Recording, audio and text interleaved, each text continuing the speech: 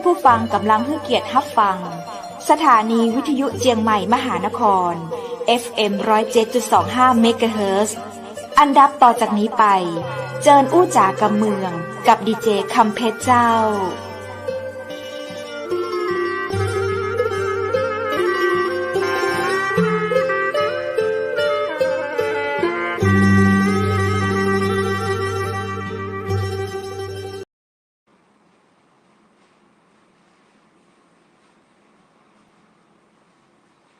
สวัสดีเจ้าสวัสดีคุณผู้ชมที่ฮักและก็แต่งหาจักนักนะเจ้ายินดีต้อนรับเข้าสู่รายการอู้จ๋ากำเมืองตังเจียงใหม่มหานครแพร่ภาพออกอากาศจากอาคารวังสิงคำอำเภอเมืองจังหวัดเชียงใหม่เจ้าคุณผู้ชมและคุณผู้ฟังเจ้าปีกฟ้ากันในวันนี้เจ้าเป็นวันดีชัดนักเลยเนอร์ปากันในวันอังคารที่9เดือนสิงหาคม2565เจ้าสำหรับคนไทยเฮาเนาะควรจะนิยมเลข9กันเปิ้นว่าทำอะไรอย่างก็จะทำให้เฮาเจริญก้าวหน้านะเจ้าอันปากันในวันนี้วันที่9เจ้าเวลา 20:00 นถึง 3:00 นเช่นเคยมาอู้มาจากกำเมืองไปกันนะเจ้าคุณผู้ชมและคุณผู้ฟังเจ้าปากันในช่วงของฤดูฝนบางที่บางตางก็จะมีฝนตกนะเจ้าบางเตื้อฝนตกมาอินเทอร์เน็ตห้องก็จะอ่อนแอบ่เข้มแข็งตะใดนะเจ้ารวมถึงไฟฟ้าบางเตื้อถ้าฝนตกไฟกระดับอันนี้เปิ้นว่าเป็นของกู้กันเนาะก็แซวๆกันว่าจะอั้นนะเจ้าบ่ฮู้ตังใดเป็นจังไดจะได้ก็ตามเด้อเจ้าทีมงานตังเชียงใหม่มหานครก็ขอส่งกำลังใจให้กับแฟนรายการของเฮาให้กับคนไทยนะเจ้าให้กับพี่น้องประชาชนทั่วโลกเลยก็แล้วกันนะเจ้าติดตามรับชมอยู่ตังใดเอิ้นจากกันมาหน่อยก็แล้วกันเนาะทักทายกันมานะเจ้าตังเชียงใหม่มหานครกือเติมหานะเจ้าทุกคนทุกท่านเลยโอกาสดีจักนักเนอคุณผู้ชมเจ้าในวันนี้นั้นตังห้อง VIP เชียงใหม่มหานครเจ้าก็ได้รับเกียรติจากท่านพาณิชย์จังหวัดกำแพงเพชรนะเจ้าซึ่งท่านเคยมาเล่าเรื่องของประวัติของท่านและก็พูดในเรื่องของกิจกรรมงานที่เด่นที่เก่งๆนะเจ้าซึ่งท่านเป็นคนที่ทำงานเก่งขนาดเลยเนาะเราได้ติดตามรับฟังเรื่องของท่านไปเมื่อเอพิโซดแรกหลายเดือนมานะเจ้าหลายคนจมก็เติมหาท่านพาณิชย์จังหวัดกำแพงเพชรนะเจ้าเห็นมีผลงานออกสู่สายตาประชาชนพี่น้องประเทศไทยเฮาเนาะชื่นอกภูมิใจนะเจ้าความน่าประทับใจในการปฏิบัติงานของท่านพาณิชย์จังหวัดกำแพงเพชรวันนี้เป็นโอกาสดีแห่งจัดนักเลยเจ้าได้มีโอกาสต้อนรับท่านบรมัตพงษ์พลเยี่ยมยินดีต้อนรับเข้าสู่เชียงใหม่มหานครสวัสดีเจ้าสวัสดีครับสวัสดีครับสวัสดีครับดีเจคำเพชรแล้วก็สวัสดีผู้ชมทุกท่านครับยินดีเจ้าท่านพาณิชย์จังหวัดกำแพงเพชรยังอยู่ที่กำแพงเพชรก็เจ้าครับยังอยู่กำแพงเพชรครับฝนตกก็เจ้าฝนตัวตกนิดนึงครับวันนี้แต่ว่าฟ้ามืด 2-3 วันมานี่ฟ้ามืดวันเมื่อวานเพิ่งไปดูงานดูหยังมานี่ครับว่าโอ้ฝนตกหนักมากครับเห็นลูกน้องไปที่ตากกันไปแม่สอดไปหยังมาโอ้ฝนตกกันนะครับเจ้าฤดูฝนเนาะเอาใจช่วยเจ้าแต่ว่าไปถ้าในเรื่องของฝนตกนี้จะมีผลกระทบในเรื่องการค้าการขายก็เจ้าท่านพาณิชย์เจ้าครับก็จริงๆแล้วพอหน้าฝนปุ๊บเนี่ยมันก็ขายอย่างได้น้อยลงเนาะผมเพิ่งคราวที่แล้วก็มีเรื่องข่าวเรื่องขายมะนาวนะครับเพราะว่าช่วงนี้มะนาวมันออกหนักแล้วก็หน่วยน้อยนะครับแล้วก็ทางผู้ประกอบการเพิ่นก็ซื้อมะนาวมาเนาะเพิ่นก็คัดเกรดครับแล้วถ้าสมมุติว่าเกรดใหญ่ๆเนี่ยมันจะขายได้ราคาแต่ว่าตกเกรดเนี่ยเปิ้นมาเอาไปขายเพราะว่าถ้าเอามาขายในตลาดมันจะไปตัดราคากับเกรดดีปรากฏว่ามีการทำข่าวนะครับว่าชาวบ้านเอามะนาวไปขว้างแต่จริงๆเพิ่นก็ขว้างกุปีนะครับแต่เลยกลายเป็นประเด็นขึ้นมาผมก็เลยได้ตอบกระทรวงแล้วก็ตอบทางผู้สื่อข่าวตอบหยังไปว่าจริงๆแล้วมันเป็นปกติอยู่แล้วนะครับว่าช่วงเนี้ยมะนาว1คือหน่วยมันน้อย2ก็คือมันเป็นหน้าฝนคนบ่ค่อยออกจากบ้านไปซื้อของกันเท่าใดอะครับก็เลยเป็นประเด็นเกิดขึ้นมาครับอั อันนี้ในเรื่องของมะนาวนะเจ้าถ้าโดยสถานการณ์การค้าในประเทศไทยเฮาโดยทั่วไปเป็นจะใดเจ้าท่านพนิจเจ้าประเดี๋ยวนี้ก็ตอนนี้จริงๆแล้วยังเข้าเฮาเนี่ยครับก็ยังขายไปต่างประเทศได้ราคาดีนะครับเพราะว่าช่วงนี้มันหลายเรื่องนะครับบอกว่าจะเป็นเรื่องสงครามรัสเซียยูเครนนะครับส่งผลให้สินค้าเกษตรหลายๆตัวที่ขายกันอยู่นะครับเปิ้นห้ามนำออกนะครับทำให้ข้าวเฮาเนี่ยราคาสูงขึ้นแล้วก็ขายได้หนักขึ้นนะครับแต่แถมส่วนหนึ่งก็เท่าที่ทราบนะครับอันนี้อาจจะบ่ใช่จังหวัดกำแพงเพชรก็ยังเป็นห่วงพี่น้องเกษตรกรผู้ปลูกลำไยนะครับก็ตอนนี้ลำไยก็ออกหนักนะครับคือมันเป็นธรรมชาติว่าสินค้าที่ออกหนักเนี่ยราคามันจะถูกถ้าออกน้อยก็จะแพงนี่นะครับก็เป็นห่วงเพราะว่าผมก็เคยอยู่เชียงใหม่6 ปีนะครับก็แก้ไขปัญหาลำไยมาตั้งแต่แก้ลำไยสดนะครับลำไยสดเมื่อก่อนมันมีเบี้ยวเขียวสีชมพูกะโหลกนะครับมันมีอีดอนี่นะครับตอนหลังมามันเหลืออีดออย่างเดียวเพราะอีดอมันลงหูได้ไปเงี้ยเป็นลำไยอบแห้งนะครับซึ่งส่งไปเมืองจีนเนาะอันนี้ก็เป็นเรื่องเป็นราวกันแล้วก็เฮาเคยส่งเสริมจนถึงนักที่สุดนี่ทำจนถึงน้ำเป็นไวน์ลำไยอะครับแต่ปรากฏว่าไวน์ลำไยของเชียงใหม่บ่ดังครับไปดังของลำพูนเป็นไวน์อุโมงค์นะครับที่ว่ามีชื่อเสียงนะครับครับก็สินค้าเกษตรก็ช่วงนี้ก็ออกหนักอยู่นะครับแล้วก็เรื่องที่น่าห่วงเรื่องหนึ่งก็ตอนนี้ก็ฟังข่าวเรื่องทุเรียนนะครับเมืองจีนตอนนี้ก็มีการปลูกทุเรียนได้แล้วก็น่าเป็นห่วงพี่น้องเกษตรกรเขาอยู่เหมือนกันจริงๆแล้วสินค้าเกษตรหลายตัวเนี่ยครับมันควรจะมีโรงงานรองรับนะครับอย่างของกำแพงเพชรนะครับที่ซึ่งผมก็เคยเล่าให้ฟังไปรอบที่แล้วนะครับเขามีโรงงานแป้งมันอยู่ประมาณ10 แห่งนะครับดังนั้นปัญหาเรื่องมันนี่มันบ่ค่อยมีครับถ้ามันมีโรงงานคอยซัพพอร์ตสินค้าคือซัพพอร์ตก็คือสนับสนุนสินค้านะครับสินค้าเรามีที่ไปหลายๆต่างเนาะเพิ่นฮ้องบอกว่าบดีวางไข่ไว้ที่เดียวแล้วก็เกษตรกรเขามีตังเลือกนักๆครับแล้วนี้ก็จะทำให้เราผ่อนปลนเรื่องความลำบากถ้าเราปลูกพืชเชิงเดียวอย่างเดียวเนี่ยครับรอกินแต่อย่างเดียวเนี่ยมันจะมีความเสี่ยงครับ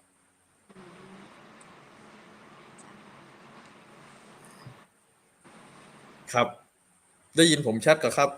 ได้ยินเจ้าท่านเจ้าอ๋อจะถามมาอย่างเพิ่มเติมแฮมก็ครับ ในในเรื่องของสถานการณ์การค้าภายในประเทศไทยเนาะเขาก็ยังมีในเรื่องของลำไยแต่ถ้าจะเป็นลำไยอย่างเดียวอย่างที่ท่านพนิษฐ์บอกว่าเขาควรจะมีอย่างอื่นเพิ่มเขาควรท่านพนิษฐ์จะแนะนำคือเกษตรกรคือผมก็ยังมองอยู่นะครับคือผมเคยดูแลตลาดกลาง14 แห่งนะครับตลาดกลางของประเทศไทยนะครับ14 แห่งก็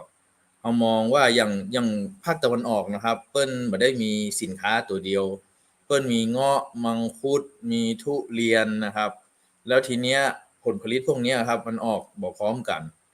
แล้วทีนี้เปิ้นก็จะสามารถขายผลผลิตในช่วงเวลาที่ออกบ่พร้อมกันได้แล้วเปิ้นก็มีโรงงานแปรรูปนะครับตอนนี้ก็คืออย่างน้ำมังคุดเนี่ยอย่างเปลือกมังคุดเองเนี่ยเปิ้นก็ไปทำเป็นที่ใส่ไอศกรีมนะครับคือบ่ใช่ตังในมันนะตังนอกมันนะแล้วก็ตัวที่มันคัดเกรดนี่ก็ส่งออกเมืองนอกหมดเกือบหมดนะครับแล้วก็ทีเนี้ยผมมองว่า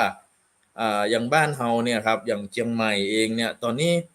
ข้าวหอมมะลิเฮานี่นะครับเมื่อก่อนเนี่ยในภาคเหนือนะครับมีอยู่3 จังหวัดนะครับมีเชียงใหม่เชียงรายพะเยานะครับที่ผลิตข้าวหอมมะลิตอนนี้พื้นที่บ่ค่อยมีแล้วครับปลูกข้าวนะครับโดยเฉพาะข้าวหอมมะลิซึ่งข้าวหอมมะลิของบ้านเฮานี่มันเป็นข้าวหอมที่ต้องเก็บไว้2 ปีนะครับข้าวเก่าเนี่ยจะล้ำมากข้าวหอมมะลิในเชียงใหม่เนี่ยนะครับเปิ้นฮ้องว่าข้าวหอมมะลิเลยเทียบเท่ากับข้าวหอมมะลิทุ่งกุลาร้องไห้ของภาคอีสานเลยครับแต่ว่าตอนนี้พื้นที่ปลูกมันน้อยลงนะครับตอนผมอยู่เนี่ยมันก็มีเรื่องการปนเปื้อนของคือมีบ้านจัดสรรนักอะครับเชียงใหม่เนี่ยครับทำให้พื้นที่ข้าวเนี่ยลดลงนะครับจริงๆแล้วแถมอย่างหนึ่งข้าวเหนียวนี่นะครับบางทีบ่ค่อยพอนะครับตอนนี้พื้นที่ปลูกข้าวก็จะมีสันป่าตองมีหางดงนะครับมีตังใต้ตังเพนะครับแล้วก็ทีเนี้ยเมื่อก่อนอย่างปาวเนี่ยครับปาวนี่ข้าวหอมมะลิเปิ้นก็ดีมากนะครับเปิ้นก็ ส่งเมืองจีนเนี่ยมาติดต่อซื้อหลายเตื้อละนะครับก็มองว่าความจริงสินค้าเกษตรของเราเนี่ยมันต้องทำตามทฤษฎีเศรษฐกิจพอเพียงของในหลวงรัชกาลที่9เนี่ยครับที่มันบอกว่าให้ปลูกข้าวเลี้ยงป่าเลี้ยงไก่มีพักมีไม้มีอย่างนี้อันนี้มันทำให้มันยั่งยืนนะครับเพราะว่าผมก็มองนะครับว่าการเกษตรที่มันมีสินค้าหลายตัวเนี่ยครับทำให้เกษตรกรยั่งยืนได้เพราะอย่างผมเคยอยู่แม่ฮ่องสอนเนี่ยครับก็มองว่ากาแฟนะครับจริงๆแล้วกาแฟเนี่ยบป.ขายยังได้กับบป.ขายแล้วกาแฟเนี่ย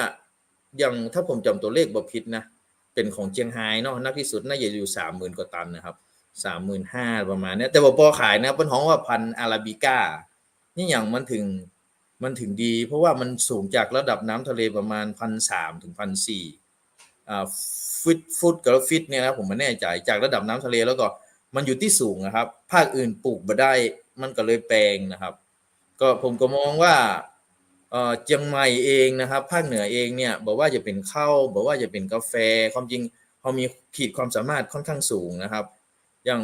ตอนนี้อย่างประเทศเวียดนามเนี่ยอย่างผมเคยเล่าให้ฟังมารอบที่แล้วนะครับว่าเขาฟันกาแฟขว้างหมดเขาไปปลูกแมคคาเดเมียนะครับ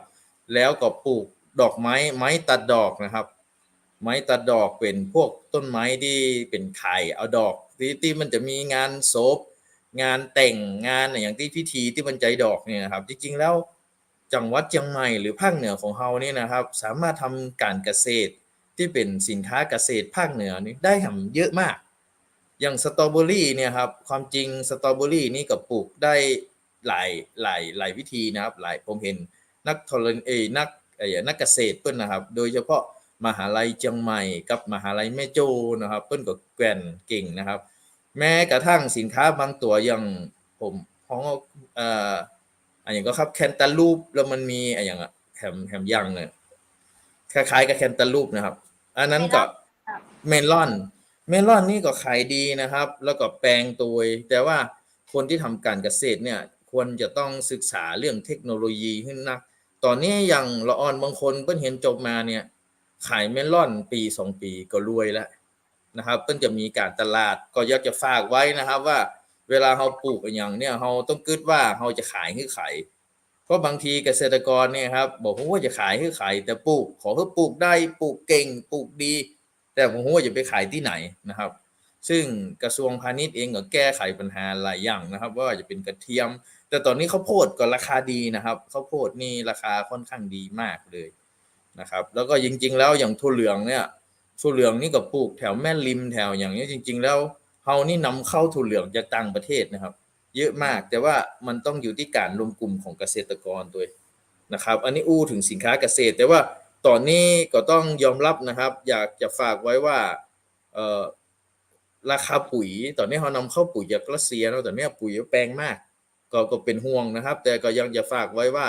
ถ้าท่านต้องพัฒนาเรื่องปุ๋ยร่วมกันกับหน่วยงานราชการที่เกี่ยวข้องเนาะผมว่าปุ๋ยอินทรีย์ปุ๋ยคอกปุ๋ยอย่างเดียวนี้มันกลายเป็นว่าเฮาใจเฮาบ่ได้เนี่ยเองอ่ะเฮาซื้อเพิ่นมาคือของปุ๋ยคอกปุ๋ยขี้งัวปุ๋ยอย่างเนี้ยครับความจริงแล้วสมัยก่อนเนาะต้นทุนมันก็จะต่ำกว่าเยอะเลยนะครับก็มีการเลี้ยงสัตว์เลี้ยงอย่างตอนนี้เนื้องัวเนื้อหมูอย่างหมูนี่ก็ราคาสูงถามว่ามันเป็น2ด้านนะครับอย่างผู้บริโภคนี่เพิ่นก็บอกว่ามันแพงนำไปแต่ว่าถามว่าเกษตรกรคนใดที่เลี้ยงสัตว์ตัวอย่างตัวก็มีรายได้ค่อนข้างดีนะครับผมว่าตอนนี้ราคาสินค้าเกษตรนี่ที่เป็นสัตว์นะครับก็ขายดีราคาสูงตัวก็อยากจะฝากไว้ว่าถ้าเกษตรกรนะครับกลุ่มเกษตรกรมีทุกทางนะครับก็คือจริงๆแล้วมันก็คือทฤษฎีปรัชญาเศรษฐกิจพอเพียงของในหลวงรัชกาลที่9นะครับที่มันเพิ่นวางรากฐานไว้ว่ามีถึงสัตว์มีถึงพืชมีถึงน้ำมีถึงหยังผมว่าบ้านเฮานี่จริงๆแล้วถ้าเทียบกับจังหวัดอื่นเมืองอื่นนะครับอย่างอีสานนี้เนี่ยมันบ่อดบ่อยากเนาะน้ำท่าก็ค่อนข้างสมบูรณ์นะครับครับเจ้าในประเทศไทยเฮานี่ยังมีพื้นที่ที่เราจะสามารถทำในเรื่องของเกษตรการค้า ได้แหมนักอยู่มันก็เจ้าอย่างที่ท่านอุตะกี้จริงๆแล้วตอนนี้ผมมองว่าภาคเหนือเรานะครับ แม้กระทั่งจังหวัดน่านเนี่ยมีนักลงทุนจากที่อื่นเนี่ยไปอยู่เยอะมากนะครับตอนนี้มันมีเครื่องบินตรงจากกรุงเทพน่าน แล้วตอนนี้จีนนะครับทำรถไฟจากหนองคายไปถึงเมืองเมืองจีนนะครับโดยตรงเนี่ยประมาณ4 ชั่วโมงเอ่อผมมองว่าจังหวัดที่อยู่ใกล้นะครับมันจะมีอยู่2 จังหวัดในภาคเหนือนะครับมันจะมีจังหวัดน่านกับจังหวัดอุตรดิตถ์นะครับภาคเหนือตอนล่างเนี่ยซึ่งมันอยู่ใกล้แล้วก็คนที่ขึ้นรถไฟจริงๆแล้วปัจจุบันนี้เป็นคนไทยเยอะคนไทยไปแอวลาวนะครับสินค้าที่จะไปขายนี่ความจริงสินค้าของเราเนี่ยครับส่งออกไปลาวเกือบ90%นะครับด้านนี้ก็โอ้เยอะครับแล้วทีนี้อย่างเมืองจีนเองเนี่ยครับเขาก็กินสินค้าจากเราเยอะนะครับเพราะว่าสินค้าของคนไทยนี่ค่อนข้างได้เปรียบจริงๆแล้วผมอย่างที่ผมเคยเล่านะเมื่อแล้วนะผมเป็นนักเรียนทุนของรัฐบาลจีนนะครับก็คนจีนเขาก็บอกว่าอาหารเนี่ยมันสู้ของไทยไม่ได้เพราะว่าเมืองจีนนี่แม้กระทั่งเนื้องัวยังเอาเนื้อหมูไปปลอมเลยครับมีไข่ปลอมมีนมปลอมมี คือคน1,400 ล้านคนนะครับสินค้าไทยเนี่ยครับในย่านนี้มันน่าจะสู้เขาได้นะผมมองว่าแม้กระทั่งประเทศเวียดนามเปิ้นเองเปิ้นก็มองนะคนเวียดนามมาเมืองไทยนี่ซื้อเครื่องไฟฟ้าจากประเทศไทยไปนะครับก็ยังอยากจะบอกว่าประเทศไทยเนี่ยสินค้าถ้าเทียบในย่านนี้ครับเขาน่าจะดีกว่าเปิ้นนะครับบอกว่าจะเป็นพม่าบอกว่าจะเป็นลาวบอกว่าจะเป็นเขมรบอกว่าเป็นเวียดนามเนี่ยครับมันน่าจะสู้เขาได้แต่ว่าเมืองจีนเนี่ย เราต้องยอมรับว่าเมืองจีนเนี่ยมันพัฒนาไปไกลมากนะครับเดี๋ยวนี้มันจะธรรมดาละรถไฟมันผมไม่แน่ใจว่าของลาวนี่มันอยู่ที่250หรือ260แต่รถไฟจีนเนี่ยตอนนี้มันถึง600 กิโลเมตรต่อชั่วโมงมันไวมากแล้วตอนนี้จีนเนี่ยมันทะลุมันมีรถไฟมันทะลุไปถึงเยอรมันได้ครับผมก็มองว่าโอ้ของเขาเนี่ยถ้าสมมติว่าเขาผลิตสินค้าที่ต้นทุนต่ำมาแม้กระทั่งไมโครชิปเนี่ยครับ มันสร้างมาเป็นพันล้านมาขายแข่งบ้านเฮาก็สู้ไปได้แน่นอน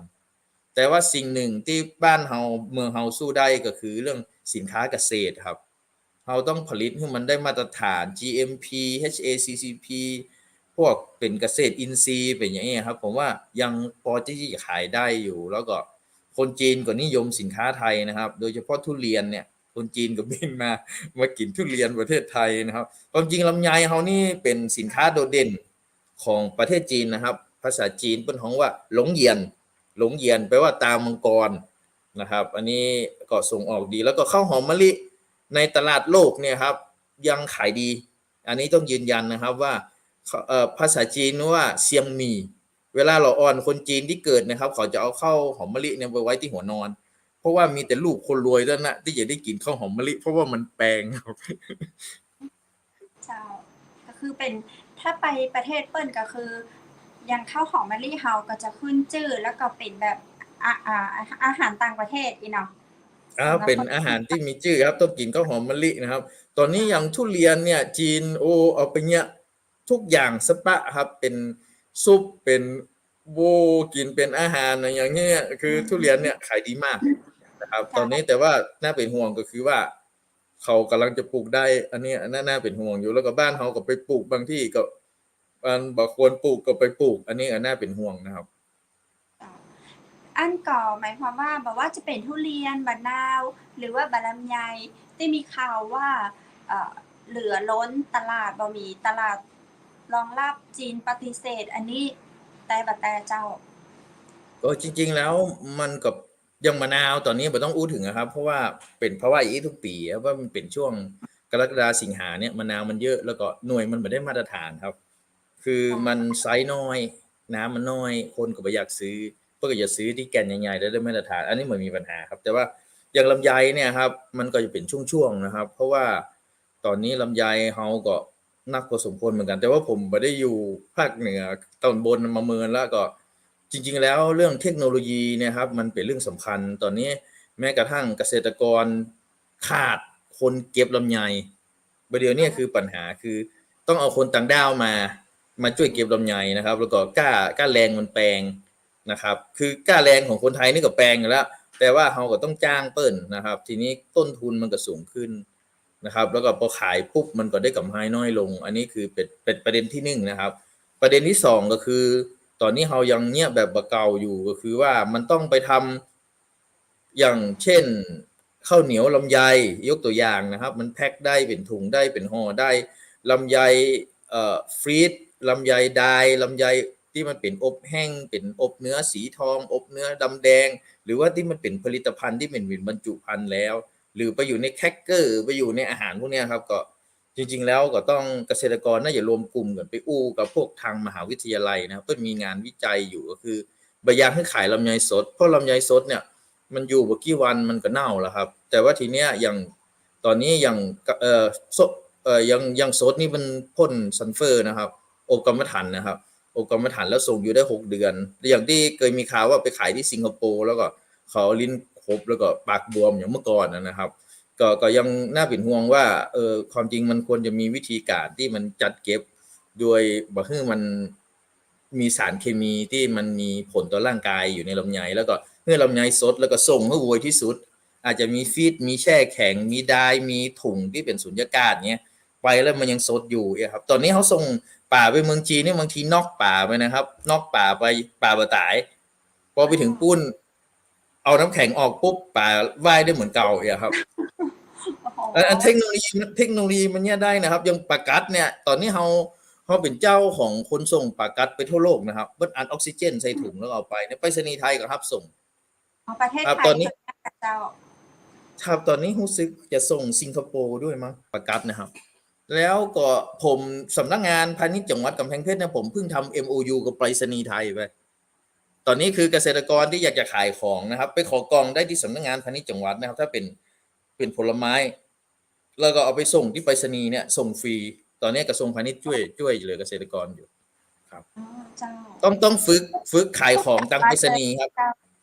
ใช่ครับต้องฝึกขายของทางอินเทอร์เน็ตอ่ะต้องเรียนรู้พวกไลน์พวก Facebook พวกอันเนี้ยครับอยากจะให้เกษตรกรปรับเปลี่ยนพฤติกรรมเพราะว่าอย่างลำพูนเนี่ยใจนักครับตอนนี้ตังสากลลำพูนเพื่อก็ขายตังไปรษณีย์ตอนนี้ไปรษณีย์มันมีรถแช่เย็นด้วยนะครับมีรถฟีดรถไดร์รถใหญ่เพื่อไม่ได้ส่งอย่างนี้อย่างเดียวคือไปอยากจะให้เกษตรกรเนี่ยรวมกลุ่มกันไปแล้วก็ไปหาตลาดแล้วก็เอาลำไยส่งทางไปรษณีย์ไปตอนนี้ส่งได้ครับเจ้าเอ่อท่านพนิษฐ์เจ้ามีครับเพื่อนถามว่าพนิษฐ์คือความสำคัญกับเกษตรกรแล้วผู้ค้าอาหารเรื่องของน้ำมันแปลงนี่เนี่ยจะได้เหรอเจ้าน้ำมันนี่น้ำมันนี่น้ำมันแปลงคือน้ำมันเชื้อเพลิงมากครับน้ำมันเชื้อเพลิงเนี่ยมันไม่ได้อยู่ในการควบคุมเดี๋ยวผมอธิบายนิดนึงนี่คือบางทีเขาชอบโทรมาด่าที่สำนักงานพาณิชย์ด่าพาณิชย์ว่านี่น้ำมันนี่อย่างน้ำมันแปลงนะน้ำมันแปลงเนี่ยน้ำมันเนี่ยครับมันเป็นสินค้ากึ่งควบคุมนะครับโดยคนที่ดูแลเรื่องน้ำมันคือกระทรวงพลังงานนะครับกรมน้ำมันเชื้อเพลิงเนี่ยเป็นคนดูแลนะครับกระทรวงพลังงานไม่ใช่กระทรวงพาณิชย์นะครับแต่ว่าราคาของน้ำมันเนี่ยเปิ้นฮ้องว่าควบคุมแบบกึ่งลอยตัวคืออย่างใดครับคือผมยกตัวอย่างเนาะศูนย์น้ำมันเนี่ยคลังน้ำมันจะอยู่ที่ลำปางครับแล้วลำปางเนี่ยเวลาที่จะขายไปเนี่ยมันจะขายไปทั่วภาคเหนือนะครับทีเนี้ยเวลาที่เขาขายน้ำมันแปลงคือมันต้องแปลงอยู่แล้วมันต้องขึ้นอยู่ตามระบบเวลาจะแปลงก็จะประกาศว่าวันนั้นปตทเท่าใดอันนี้เท่าใดอันเนี้ยกระทรวงพาณิชย์ไม่ได้คุมแต่ว่ากระทรวงพาณิชย์จะไปคุมตรงที่ว่าจากโรงกลั่นเนี่ยครับแล้วส่งไปถึงบ้านแล้วทีเนี้ยราคามันเกินสมควรสมมุติว่ามีอยู่3ปั๊มขายอยู่23บาทปั๊มหนึ่งขาย25บาทอย่าเอี้ยครับดำเนินคดีได้จะมาตรา29บุคคลใดทำให้ปั่นป่วนซึ่งราคาสินค้าทำให้สูงหรือต่ำเกินสมควรอันนี้ได้แต่ว่าถามว่าควบคุมถึงระบบกระทรวงพาณิชย์ควบคุมมาได้ครับเพราะว่าเป็นของกระทรวงพลังงานแต่ว่าในเรื่องของขายเกินราคาหัวใจอันนี้ก็ไม่ได้นะเติมน้ำมันว่าเต็มนี่กระทรวงพาณิชย์เดินไปตรวจปั๊มอยู่ตลอดเวลาครับอันนี้ต้องนำเรียนว่าไม่ใช่หน้าที่ของเขาคือไม่ได้ปฏิเสธนะครับแต่ว่ามันมีหน้าที่ใครหน้าที่มันบางคนไม่เข้าใจกันด้วยว่าน้ำมันแปลงแล้วก็ด่าพาณิชย์เนี่ยอันนี้ไม่ใช่ครับอันนี้ตอบมาเลยครับเจ้า เปิ้ลก็ถึงถามมาว่าวันนี้พาณิชย์ทำอะไรอยู่น้ำมันแพงขึ้นทุกวัน โอ้พาณิชย์ไม่ได้ทำเลยอันนี้อันนี้เป็นกระทรวงพลังงานครับอันนี้น้ำมันเนี่ยมันขึ้นอยู่กับตลาดโลกคืออย่างนี้ครับผมจะอธิบายให้ฟังว่าผู้ผลิตน้ำมันรายใหญ่เนี่ยจะเป็นประเทศแถบตะวันออกกลางกับประเทศรัสเซียนะครับถ้าสมมุติว่าวันไหนที่เขาผลิตสินค้าน้ำมันออกมานักๆเอาน้ำมันดิบมาเรียบร้อยแล้วเนี่ยเราส่งขายในตลาดโลกในจำนวนมากเนี่ยน้ำมันก็จะถูกแต่ถ้าวันใดเขาลดการผลิตลงน้ำมันก็จะแพงมันขึ้นอยู่กับสภาพตลาดโลกบ่ได้เกี่ยวกับกระทรวงพาณิชย์นะครับเพราะเขาบ่ได้คุมราคาน้ำมันควบคุมราคาน้ำมันอย่างเป็นระบบครับสวัสดีดาวพิษคนนะครับ ต้องขอบคุณทั้งคุณผู้ชมที่ถามมาแล้วก็ท่านพาณิชย์จังหวัดกำแพงเพชรเนาะเดี๋ยวเรากลับมาเข้าสู่ในเรื่องของปัจจุบันในประเทศไทยเฮานะเจ้าแนวทางการค้าในจังหวัดหรือว่าในประเทศไทยเฮาในปัจจุบันนี้เป็นจะได้พ่องเจ้าครับจริงๆแล้วอย่างที่บอกครับอย่างก่อนอื่นเนี่ยก็ต้องบอกว่าประเทศไทยต้องพึ่งตัวเองในหลวงรัชกาลที่ 9บอกว่าคนไทยต้องปลูกข้าวนะครับส่วนหนึ่งเนี่ยถ้าเมื่อก่อนนี่เราเป็นครอบครัวใหญ่นะครับมีนาเป็นหมื่นเป็นนักอ่ะเป็นร้อยแต่ตอนนี้มันเป็นสังคมที่แยกพ่อแม่ลูกก็แยกจากตายายจากปู่มีหลายครอบครัวมีอย่างทำให้นามันแปลงน้อยลงนะครับทีนี้การต่อรองกับพ่อกาค่อนข้างต่ำอันนี้เรื่องข้าวก่อนส่วนอื่นเนี่ยคือว่าเศรษฐกิจพอเพียงก็ยังเป็นปรัชญาที่ใจได้ในการดำรงชีวิตนะครับแล้วก็ทีเนี้ยบางทีเราต้องพึ่งตัวเก่านะครับท่านผ่านหลายประเทศเนาะตอนนี้แม้กระทั่งประเทศญี่ปุ่นประเทศอย่างหลายๆที่เวลาปลูกต้นไม้มาหน้าหนาวมาหิมะมาตายเรียบนะครับบ้านเมืองเฮานี่เป็นบ้านเมืองที่อุดมสมบูรณ์นะครับผมว่าโดยเฉพาะภาคเหนือเฮาเนี่ยครับน้ำท่าอย่างสะอาดสะอ้านแล้วก็เรื่องการดูแลตัวเก่านะครับเรื่องการปลูกพักปลูกไม้อย่างลดต้นทุนของตัวเก่าครับก็กินข้าวในบ้านอยู่กับครอบครัวอู้จากันอันนี้ผมว่ามันดีนะครับแล้วก็กินผักผลไม้ตามฤดูกาลแล้วก็กินของบ้านเฮานะครับเฮาฮู้อยู่เฮาปลูกอยู่เฮาไปซื้อมันมาเนี่ยเฮาบ่ฮู้นะว่าวันนั้นน้องผมซื้อปูไปให้กินน้องผมเป็นพยาบาลเนาะกินเสร็จปั๊บโอ้ฟอร์มาลีนเขาบอกว่ามีฟอร์มาลีนผมก็บ่ฮู้ว่ามีฟอร์มาลีนเพราะว่าซื้อไปให้กินเนาะอาหารทะเลก็เลยอยากจะบอกว่าสินค้าที่เฮาทำเองกับมือเนี่ยเฮาฮู้อยู่แล้วนะครับเลี้ยงไก่เลี้ยงไข่เลี้ยงไก่เอาไข่เลี้ยงนกกระทาเลี้ยงอย่างงูเนี่ยครับก็ว่า1ก็คือการพึ่งตัวเก่านะครับความจริงภารกิจของพาณิชย์เป็นเรื่องขายเนาะแต่ผมมาอู้เรื่องการพึ่งพาตัวเก่าแต่อยากจะมองว่าเศรษฐกิจประเทศไทยตอนนี้ดีขึ้นนะครับบ่ใช่บ่ดีขึ้นเพราะว่าตอนนี้มีคนต่างประเทศเนี่ยเข้ามาเยอะแล้วก็โควิดบ่ใช่เรื่องที่น่ากลัวแถมต่อไปตอนนี้ถามว่าคนเป็นโควิดมีแต่ว่าปริมาณมันบ่ได้อันตรายเพราะว่าบางคนฉีด3เข็ม4เข็ม5เข็มนะครับยกเว้นว่าคนที่มันสูงอายุแล้วก็เป็นโรค6อย่างหรือ7อย่างอันนั้นน่ะครับอันตรายสำหรับละอ่อนนี่คิดว่าตามที่ข่าวมีเนาะคิดว่ามันน่าเป็นปัญหาแต่ว่าบ่เป็นได้ก็ดีครับขอให้รักษาตัวเองให้ดีล้างมือให้สะอาดกินอาหารที่มันร้อนนี่นะครับแล้วก็อยู่ในที่ชุมชนที่อย่างที่มันเป็นแอร์เป็นหยังก็บ่ดีไปอยู่กับเพิ่นนะพยายามใส่หน้ากากอนามัยแล้วก็พยายามหลีกเลี่ยงการเจอคนนักๆแล้วก็ล้างมือบ่อยๆนะครับอันนี้ก็เป็นเรื่องที่เป็นห่วงสำหรับการค้าเนี่ยผมคิดว่าน่าจะดีขึ้นนะครับเพราะว่าตอนนี้ประเทศไทยเองก็ขายข้าวได้ดีขึ้นสินค้าเกษตรเฮาก็ไปได้อย่างของกำแพงเพชรเองนะครับตอนนี้มันสำปะหลังเฮาก็ยัง2บาทปลายอยู่ก็ถือว่าดีนะครับข้าวโพดก็ราคาดีข้าวก็ถือว่าบ่แย่นะประมาณ 8,000 9,000 ครับตอนนี้ก็ถือว่าสภาวะเกษตรค่อนข้างดีอยู่นะครับก็มันน่าเป็นห่วงก็ได้นะครับแต่ว่าที่น่าเป็นห่วงนี่ที่ผมน่าเป็นห่วงนี่ก็อาจจะเป็นคนที่เพิ่นบ่มีที่ดินที่ลำบากแต่เนาะแต่บ้านเฮาเนี่ยก็ผมว่าแปลกมากเนาะผมเห็นตู้เจ้าหรือว่าหยังอะเวลาที่มีคนลำบากก็มีแถวเชียงใหม่เนาะเห็นไปเข้าคิวแจกอาหารกันนะครับก็คือถ้าเป็นบ้านอื่นเมืองอื่นนะผมเคยไปต่างประเทศนะผมก็มองว่าโอ้คนไทยนี่ถือว่าใจดีนะครับคนพม่าคนไทยใหญ่คนอหยังมาบ้านเฮาก็ยังดูแลเขาอย่างดีสมัยก่อนนี่มีสงครามโลกญี่ปุ่นใช่ไหมครับญี่ปุ่นเมื่อก่อนเขาช่วยฝรั่งเนาะฝรั่งเป็นเฉลยญี่ปุ่นพอญี่ปุ่นมาเป็นเฉลยเฮาก็ช่วยญี่ปุ่นแฮมคือคนไทยเนี่ยเป็นคนที่ใจดีคิดว่าโดยเฉพาะคนเมืองเฮาเนี่ยครับ ค่อนข้างจะใจดีสมัยผมไปเชียงใหม่เมื่อก่อนเนาะผมไม่ใช่คนแม่ฮ่องสอนไปไม่ใช่คนเชียงใหม่นะผมคนแม่ฮ่องสอนเพื่อจะมีไอ้เตาต้นน้ำต้นอยู่หน้าบ้านเอาไปตักกินได้นะครับไปถึงว่ามากินข้าวด้วยกันบ่กินอย่างเงี้ยก็ถือว่าอัธยาศัยใจคอของคนเมืองเหนือเฮานี่เป็นที่น่าเป็นเอื้ออารีกันเนาะครับตอนนี้ก็อยากจะให้สังคมเป็นแบบนั้นกลับมาเป็นแบบนั้นแหมนะผมว่าคนเชียงใหม่เพิ่นใจดีครับขอบคุณเจ้าคนไทยส่วนใหญ่เขาก็ใจดีเนาะท่านพระนิจงเราเจ้าท่านไปมาหลายภาคแล้วฟังท่านมาเล่าให้ฟังนี่ก็ภาคใต้ท่านก็ไปมาเนาะต่างจากพัทลุงก็น่าอยู่เหมือนกันเนาะเจ้าก็จริงๆแล้วคนใต้กับคนเหนือก็จริงๆแล้วเป็นคนไทยเหมือนกันนะครับก็คืออันนี้รูปที่ผมเพิ่งจัดตลาดนะครับจัดตลาดต้องชมเป็นตลาดย้อนยุคนะครับตลาดริมน้ำย้อนรอยวัฒนธรรมหนองปิงครับ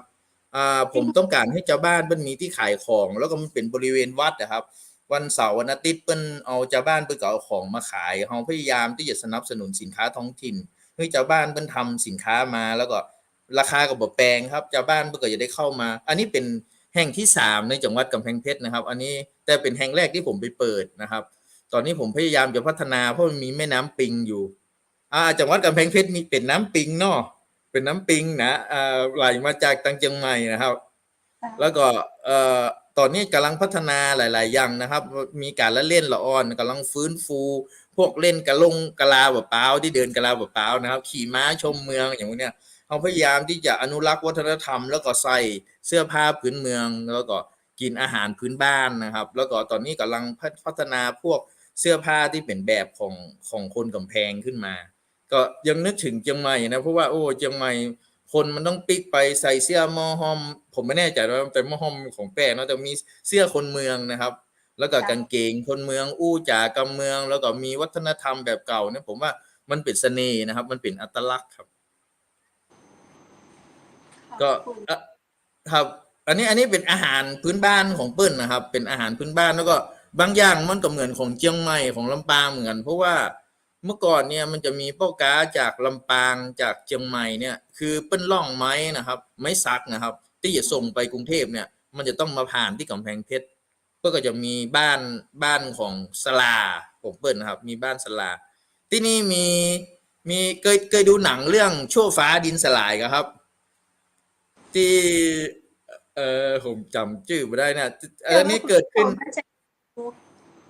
เคยดูครับแต่แพทย์ยังบ่เคยดูเจ้าอันนี้เป็นเหตุการณ์ที่เกิดขึ้นที่จังหวัดกำแพงเพชรครับมันมีบ้านสมัยโบราณอยู่ครับอันนี้เป็นของกำแพงเพชรครับแล้วก็ผมจะเล่าภาคใต้ให้ฟังนิดนึงเนาะอย่างพัทลุงเนี่ยก็จริงๆแล้วคนบอกว่าจากคนใต้คนเหนือเนี่ยจริงๆแล้วพอเราเข้าไปรู้จักลึกๆนะครับถ้าเป็นคนบ้านๆเองเนี่ยใจดีครับแล้วก็อาหารการกินเวลาไปเพิ่นต้อนรับเราดีมากเลยผมก็ดีใจนะไปอยู่ภาคใต้มาก็ม่วนดีครับแต่ว่าเพิ่นอาจจะบ่ค่อยม่วน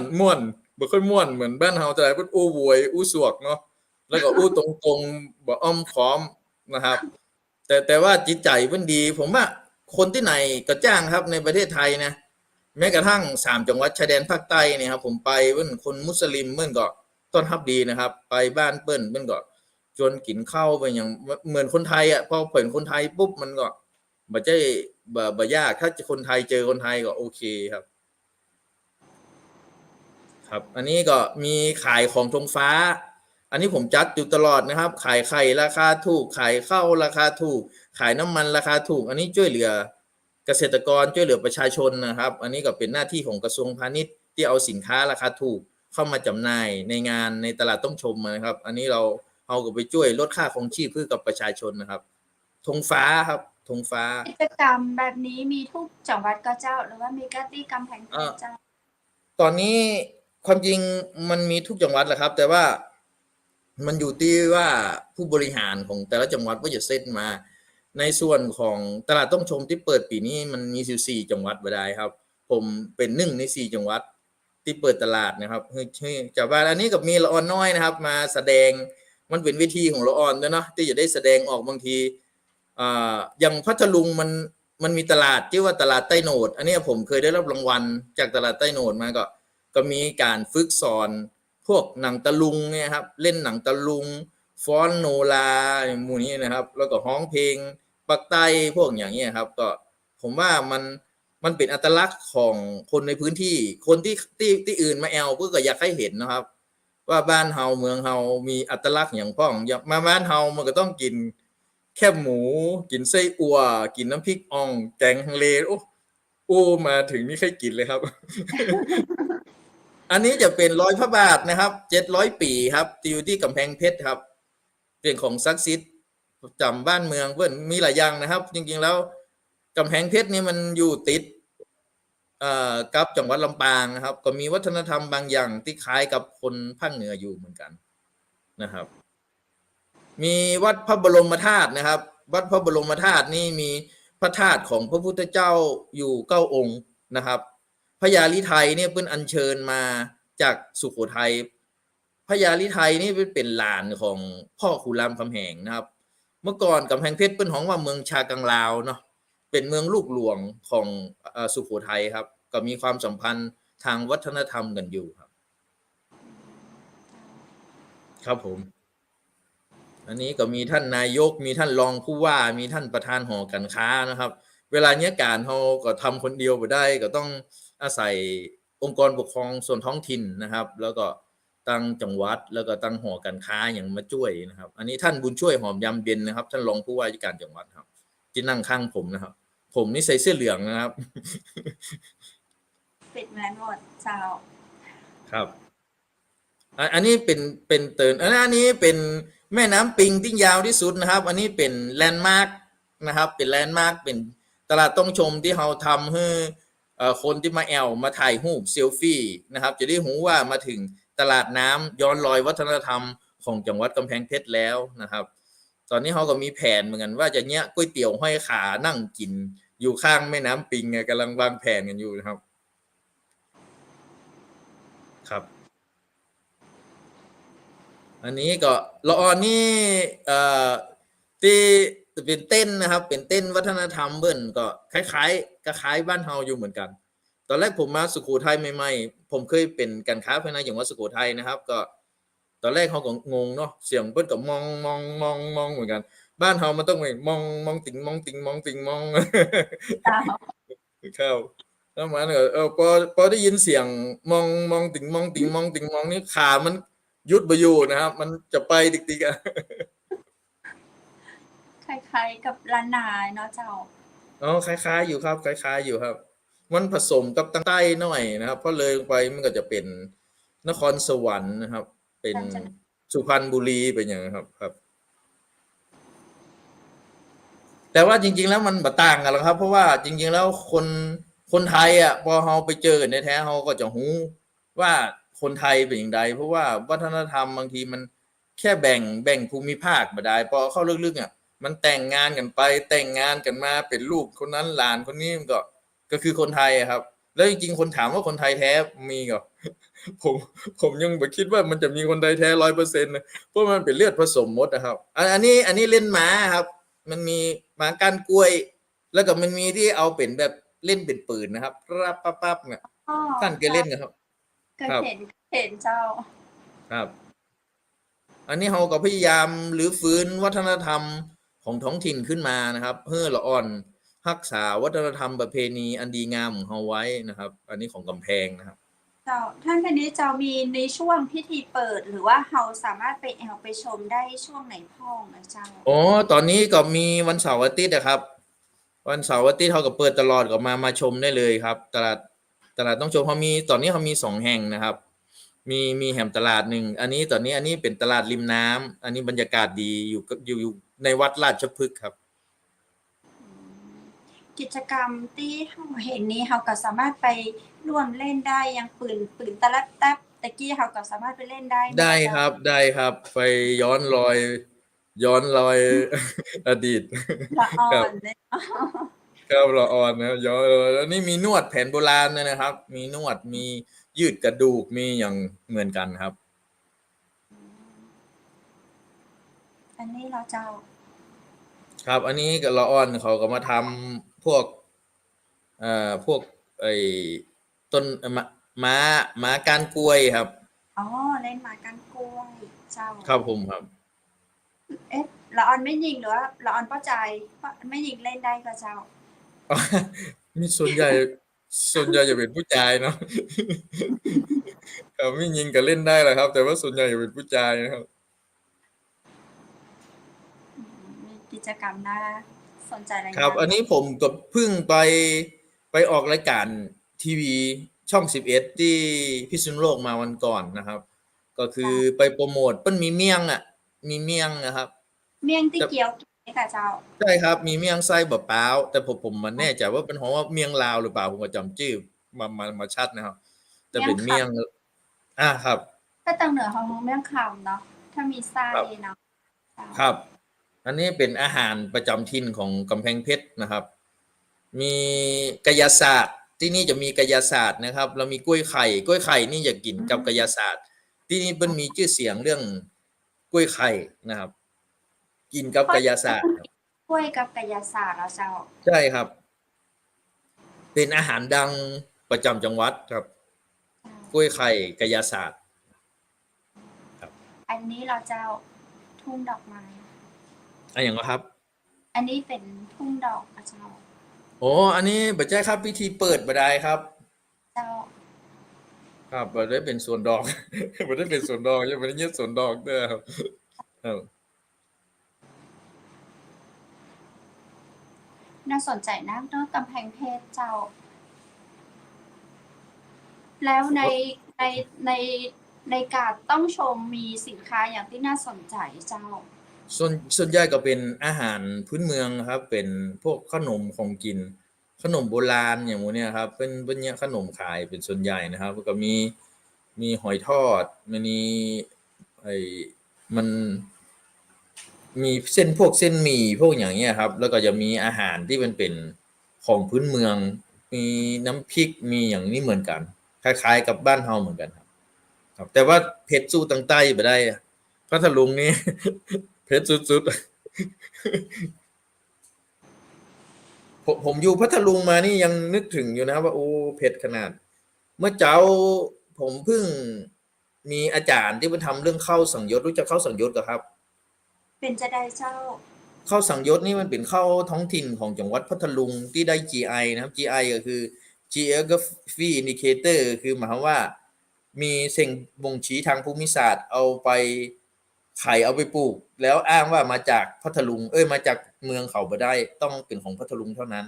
นะครับอันนี้เขาส่งออกยุโรปโดยแล้วก็ทีนี้ที่มาของคำว่าข้าวสังยศ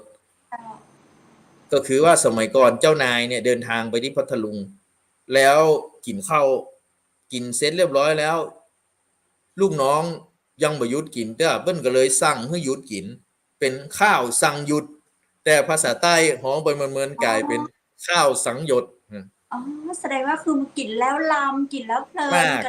กินแล้วล้ำมากครับอ๋อเจ้าใช่ครับเจ้าข้าวนึ่งหรือว่าข้าวเจ้าเจ้า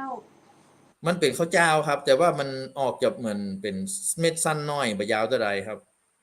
อันนี้ก็ออกจะเป็นออกสีแดงๆนะครับแต่ลำนะผมจะบอกเพื่อว่าข้าวสังยศเนี่ยแล้วโฆษณาให้จังหวัดพัทลุงน้อยลำครับเพราะว่าเมื่อก่อนเนี่ยก่อนที่ผมไปนะครับข้าวที่พัทลุงนี้มีอยู่500,000 ไร่ตอนผมไปมันเหลืออยู่150,000 ไร่ครับแล้วทีนี้ในบริเวณลุ่มน้ำปากพนังเนี่ยครับคือรัชกาลที่9เพิ่นลงไปแล้วก็เพิ่นไปส่งเสริมประมาณเกือบ 5,000 ล้านเพิ่นฮ้องว่าโครงการลุ่มน้ำปากพนังเคยได้ยินครับมี3จังหวัดคือจังหวัดนครศรีธรรมราชจังหวัดสงขลาแล้วก็จังหวัดพัทลุงเพิ่นทำน้ำจืดขนาดใหญ่เพื่อปลูกข้าวอะครับปรากฏว่าพื้นที่ข้าวเนี่ยลดลงตอนนั้นผมก็ไปโปรโมทเพื่อจะบ้านปลูกข้าวเพิ่มขึ้นนะครับจาก150,000 ไร่เป็นตอนผมย้ายกลับมานี่รู้สึกจะถึง200,000 ไร่นะครับเพราะว่าอยากจะให้ชาวบ้านเป็นพึ่งเก่าเพราะว่าก่อนหลังจากที่ทำน้ำเรียบร้อยเนี่ยชาวบ้านไปปลูกปาล์มกับยางพาราปาล์มกับยางพาราเนี่ยอย่างของนครเนี่ยครับมันมีคนหนึ่ง100 ไร่200 ไร่เนี่ยถ้าเกิดช่วงที่คนงานต่างด้าวเข้าบ่ได้เนี่ยมันกรีดบ่ได้ครับแล้วก็ปาล์มนี่มันก็ดูแลรักษายากแล้วก็มันก็คือราคาสูงก็จริงนะครับแต่ว่า อ่ามันกินมาได้เหมือนกับข้าวนะครับก็เลยอยากจะให้คนพัทลุงเองคนภาคใต้เองเนี่ยกินข้าวจากภาคใต้เพราะว่าวันนั้นทางนายกสมาคมโรงสีภาคใต้เนี่ย14จังหวัดนะเพิ่นเดินทางไปเจอผมเพิ่นก็บอกว่าอยากจะให้คนภาคใต้เนี่ยปลูกข้าวนักขึ้นเพราะว่าโรงสีเปิ้นปิดไปจำนวนนักแล้วก็ข้าวของภาคใต้เนี่ยครับ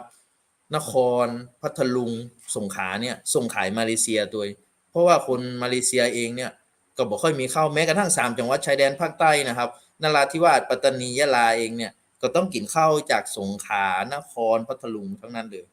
แล้วตอนเนี้ยข้าวภาคใต้เนี่ยก็มีน้อยต้องลากข้าวเปลือกจากภาคกลางเนี่ยลงไปสีที่ภาคใต้นะครับลงสีบางแห่งเพิ่นก็รับสภาพบ่ได้ก็ปิดลงสีไปตอนท่านเพิ่นก็เข้ามาเพราะว่าพัทลุงเป็นแหล่งปลูกข้าวใหญ่นะก็อยากจะให้ผมช่วยรณรงค์ให้คนพัทลุงปลูกข้าวนะครับตอนที่ผมอยู่พัทลุงนะฮะอันนี้เล่าให้ฟังเป็นเกร็ดความรู้นิดหน่อยครับเจ้าตะกี้ได้ยินอันท่านพนิจจังหวัดอู้ว่าถ้าเขาเอาไปปลูกที่อื่นถ้าเขาไปปลูกที่กำแพงเพชรถ้ามีพื้นที่ปลูกข้าวนักเขามาปลูกเชียงใหม่อะเจ้ามันจะมีความแตกต่างบ่เป็นข้าวสังโยชน์จะใดอะเจ้ามันเป็นอย่างนี้ครับอันนี้เป็นของว่าเข้าพื้นถิ่นนะครับเข้าพื้นถิ่นคือเวลาถิ่นที่ปลูกเนี่ยมันจะมีลักษณะของอากาศลักษณะของดินนะครับดังนั้นสารอาหารที่อยู่ในดินและลักษณะอากาศที่มันมีผลเหมือนอย่างกระเทียมครับกระเทียมมันปลูกที่อื่นไม่ได้นะมันต้องปลูกภาคเหนือเพราะมันหนาวนะครับเหมือนลำไยเนี่ยพอเลยลงมาแล้วเนี่ยหน่วยมันจะน้อยละไปปลูกอีสานปลูกอย่างกระจ้างมันมีน้ำนะครับมันเหมือนกันเป็นของว่าพืชเฉพาะถิ่นมันเป็นออริจินอลว่า ต้องเป็นพืชที่นี่มันถึงจะดีพืชที่นี่มันถึงจะดีเหมือนบอโอครับบอโอเพื่อนของเคยได้ยินทับทิมสยามครับปลูกที่นครบอโอที่มันเป็นสีนะครับถ้าตรงปลูกที่เนี้ยมันถึงจะลอ๋อเจ้าำถ้าไปปลูกที่อื่นเนี่ยขาวแตงกวาปลูกที่ชัยนาทครับเราต้องปลูกที่ชัยนาทลำไยที่ลำมันจะต้องเป็นละปูนกับเชียงใหม่ไปปลูกที่อื่นนี่มันบอกค่อยลำเห็นครับว่าเชียงไฮ้อย่างน่านแป้อย่างมันจะมาสู้เชียงใหม่ได้ใดเชียงใหม่กับลำพูนมันเป็นแหล่งกำเนิดเป็นอันนี้มาก่อนประมาณนี้ครับอย่างข้าวหอมเนี่ยครับมันต้องเป็นข้าวหอมทุ่งกุลาไหมครับเป็นของเป็น GI เป็นแหล่งกำเนิดที่เป็นเป็นสินค้าท้องถิ่นแต่ครับเหมือนว่าเขามากินข้าวเหนียวข้าวเหนียวสันข้าวเหนียวกขหกนะครับกขหกเขี้ยวงูนะครับยังผมกินข้าวนะผมข้าวเหนียวอยู่นี่ผมก็ซื้อข้าวเหนียวมากินนะตอนนี้ข้าวเหนียวมันแจ๊ะนะมันติดมือซึ่งจริงๆแล้วมันเหมือนจะข้าวเหนียวกขหกนี่มัน120 วันไหมครับเจ้าคือมันต้องปลูกสันปะตองปลูกเจียงใหม่ปลูกเจียงไฮ้ปลูกพะเยานะครับมันถึงจะลำแล้วก็เวลาเราหุงไปเรียบร้อยแล้วเราเก็บไว้ข้ามคืนมามันยังบบูดเลยแต่ลองเอาเข้าเวียดนามมากินแหละมันแจ๊ะติดมืออ่ะท่านนึกออกสภาพออกครับเจ้ามันต้องเป็นมาจากพื้นที่มันแต่มันถึงจะลเนาะอู้จากกันม่วนๆเจ้าพอเวลาำครับก็เว้ยค่ะเจ้าท่านพนิจเจ้าอยากฝากแนวคิดอย่างให้ผู้ประกอบการเชิญเจ้าเพราะก็ผู้ประกอจบการไทยริงๆแล้วผม เพิ่นค่อนข้างจะอ่อนแอเนาะเพิ่น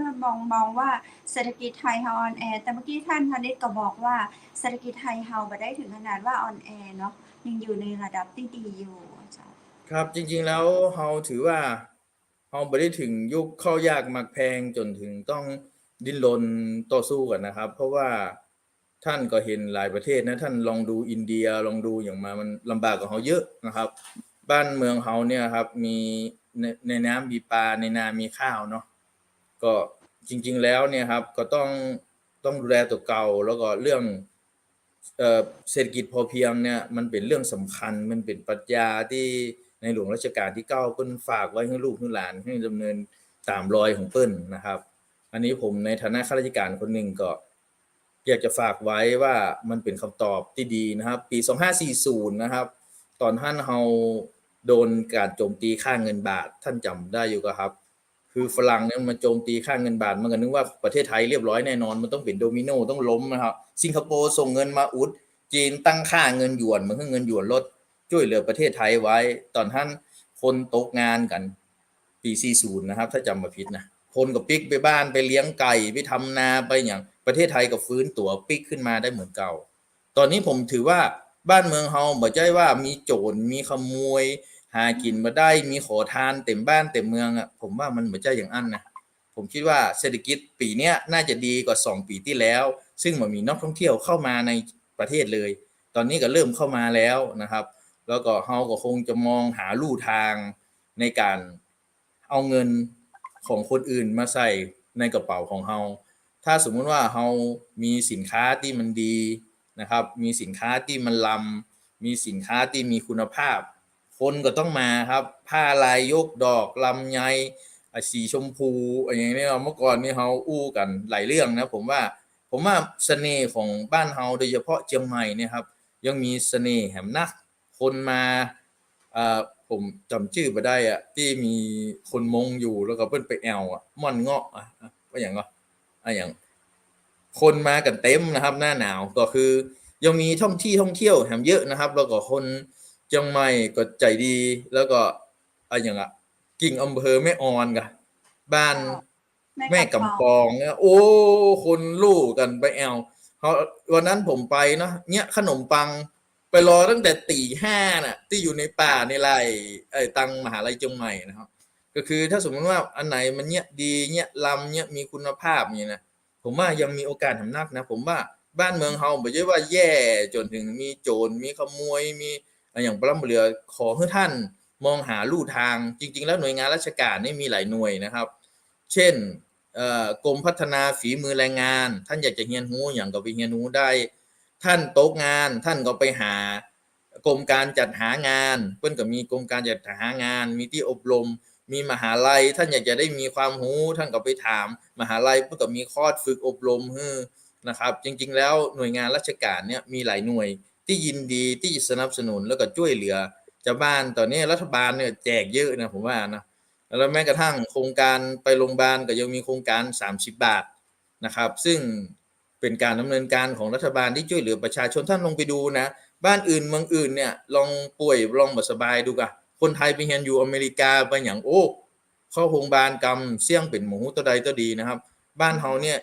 ถึงแม้ว่าอาจจะบ่ดีที่สุดนะครับแต่ว่าอย่างน้อยตอนนี้ก็มีการช่วยเหลือกันอยู่ในระดับหนึ่งคนพม่า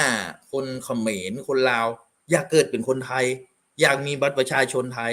แล้วผมว่านี่อย่างคนไทยบ่คิดว่าตัวเก่าเนี่ยมีคุณค่าขนาดนั้นครับฝากไว้ครับ กราบขอบพระคุณท่านยังสูงเลยเจ้าวันนี้ได้สาระดีๆจะนักมองเห็นทิศทางเลยว่าเฮาบ่ยากจนเนาะอย่างที่เพิ่นว่ากันเจ้าวันนี้ท่านพาณิชย์จังหวัดกำแพงเพชรก็มาการันตีแล้วว่าคนไทยเฮายังมีความสุขสบายแล้วก็มีทิศทางที่จะดูแลตัวเก่าครอบครัวแล้วก็เศรษฐกิจที่ดียิ่งขึ้นโอกาสหน้าจะขอเชิญท่านมาอู้จ๋าต่างจังหวัดมหานครแห่งนะเจ้าในวันนี้ต้องขอกราบขอบคุณนักนัก ครับครับสวัสดีครับสวัสดีครับท่านผู้ชมทุกท่านครับครับคุณผู้ชมเจ้าวันนี้แบบจื่นอกจื่นใจขึ้นเนาะปั่นขึ้นมาแหมน้อยนะเจ้าบ่ต้องนอนกอยรออะหยังแล้วเนาะมันขึ้นมาแหมเตอะอยากจะทำอะหยังก็ทำเลยนะเจ้าที่เป็นสิ่งที่ดีเนาะดูว่าข้างบ้านเปิ้นแปลงอะหยังขายเฮาก็บ่ต้องไปเรียนแบบเปิ้นก็ได้เอาที่เฮาถนัดนะเจ้าอย่างเปิ้นแปลงขนมเส้นขายเฮาก็ลองแปลงขางปองขายเนาะจะได้ขายกู้กันไปนะเจ้าเนาะเล็กๆน้อยๆทำไปดีกว่าบ่มีหยังทำเลยบ่ต้องมุ่งหวังอะหยังมากมายเปิ้นบอกว่าแหม100ปีก็บ่มีใครจำเฮาได้แหม100ปีก็บ่มีใครอู้ถึงเฮาแหม100ปีก็บ่มีใครมาเฮาก็ตึงบ่ได้สนใจใครก็ตึงจำเฮาบ่ได้แล้วนะเจ้าจะอั้นทำวันนี้คือดีที่สุดเนาะเป็นโอกาสดีขนาดเลยเจ้าวันนี้ท่านปรมัตถ์ พงษ์ พลเยี่ยมพาณิชย์จังหวัดกำแพงเพชรมาสร้างขวัญและกำลังใจแล้วก็บอกแนวทางแนวคิดคือคนไทยเฮานะเจ้ารู้จักที่จะทำมาหากินบ่ต้องรอว่านักท่องเที่ยวประเทศไหนจะเดินทางมาหาเฮาเป็นนักท่องเที่ยวกันก็ได้ไปแอวพัทลุงพ้องนะเจ้าคนเชียงใหม่ก็ไปแอวกำแพงเพชรพ้องคนกำแพงเพชรก็ไปแอวกรุงเทพพ้องเปลี่ยนหมุนเวียนกันไปนะเจ้าไปแอวแม่ฮ่องสอนพ้องแอวยะลาปัตตานีก็ได้3จังหวัดชายแดนภาคใต้ก็น่าไปอยู่เห็นก็ท่านพาณิชย์จังหวัดท่านก็บอกว่าความน่ารักของคนไทยทั่วประเทศไทยมีน้ำใจให้กันอยู่เสมอนะเจ้า วันนี้หมดเวลาลงซะแล้วเนาะจะได้นะเจ้าโอกาสหน้าท่านสัญญากับเฮาละว่าจะมาอู้กับเมืองแต่เฮาแหมตั้งเชียงใหม่มหานครเจ้าจะอันในวันนี้นะเจ้าก็ขอกราบขอบพระคุณพระอาจารย์รัตนยาโนจากพุทธอุทยานสวนบูรณะรักธรรมตำบลแม่แหลมอำเภอแม่ริมจังหวัดเชียงใหม่นะเจ้าคุณผู้ชมและคุณผู้ฟังท่านใดสนใจขออุปกรณ์ฝึกเรียนสมาธิเช่นพีระมิดได้นะเจ้าตีพุทธอุทยานสวนบูรณะรักธรรมเบอร์โทร 0980347744 เจ้าและขอบคุณโรงแรมแม่เสลียงเวียงงามนะเจ้าเปิดบริการตลอด24 ชั่วโมงเจ้าสำรองจองห้องพักได้ที่053-621-444 นะเจ้าขอบคุณน้ำผึ้งแท้น้ำผึ้งตราสารวินเจ้าน้ำผึ้งจากธรรมชาติ 100% เจ้าสามารถ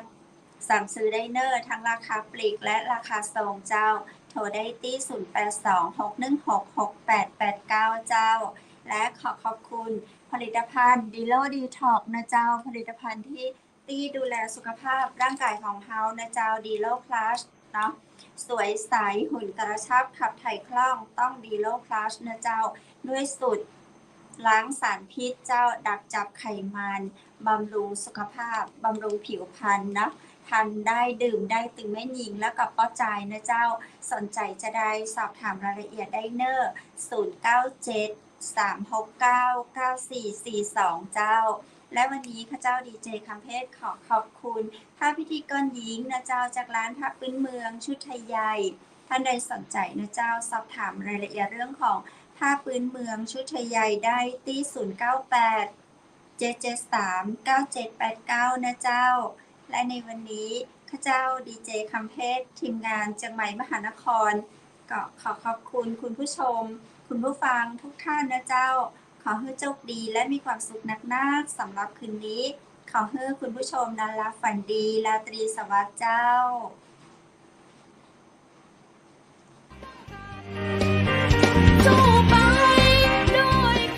สถานีวิทยุเจียงใหม่มหานคร 107.25 เมกะเฮิรตซ์ ขอแสดงความห่วงใยและเป็นกำลังใจให้ทุกท่านในช่วงการระบาดของโรคโควิด -19 ในครั้งนี้เพื่อลดความเสี่ยงควรสวมหน้ากากอนามัยทุกครั้งล้างมือเป็นประจำขอให้อยู่ที่บ้านให้นักที่สุดด้วยความปรารถนาดีจากหมู่เฮาเจ้าเจียงใหม่มหานครสนับสนุนโดยกาแฟโกแม็กคอฟฟี่และโรงแรมแม่เสรียงเวียงงามโทร 053-621-444 และ 081-595-2883